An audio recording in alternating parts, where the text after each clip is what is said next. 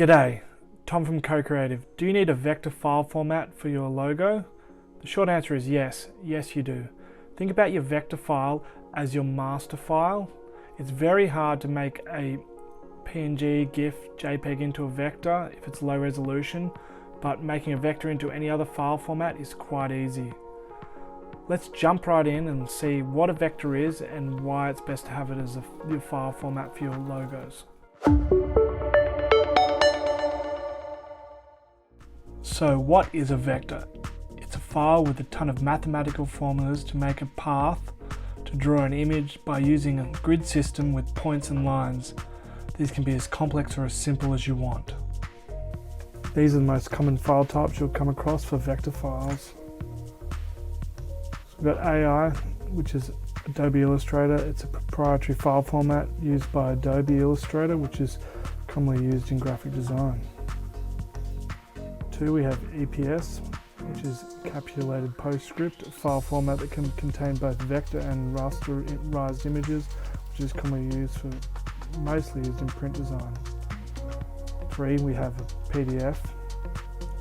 This is portable document format, a file type that can contain both vectors, rasterized images, which is commonly used for printing and sharing documents. And 4, we've got SVG, which is scalable vector graphic. This is probably the most commonly used one. It's an open standard file format commonly used for web design. This is one you save out on Canva. And then 5, don't come across this as often. The 5 is obviously behind there. It's CorelDRAW. It's a proprietary file format used for CorelDRAW. Same as Illustrator, but for Corel. So there, you can see that. Alright, the last thing we're going to talk about is showing a vector logo next to a pixel logo. Now, whilst they're small on screen, they look very similar, same amount of sharpness, but this is a low res pixel logo of our logo, and we're just going to zoom in to show the difference.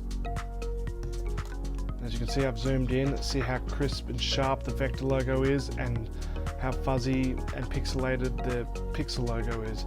It's because it's pixels and this uses vectors. Now if I click here, you'll be able to see the points of the vector working out the mathematical equation of how to do a curve and a line, which makes it infinitely scalable. So if we zoom out, we can make this the whole screen and it still looks great, whereas if I do the same for the pixel logo, it starts to be jagged and look rubbish.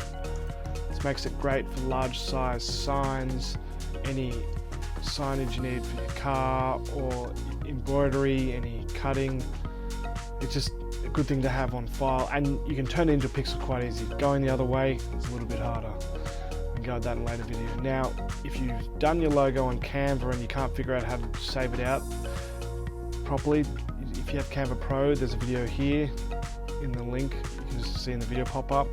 Click there, and if you can't figure that out, in the description below we'll have a link to our website and we can do it for you for a small fee. Now obviously, if I've forgotten anything or you'd like me to share anything in a later video, comment down below, subscribe, don't forget to like, and we'll see you in the next video.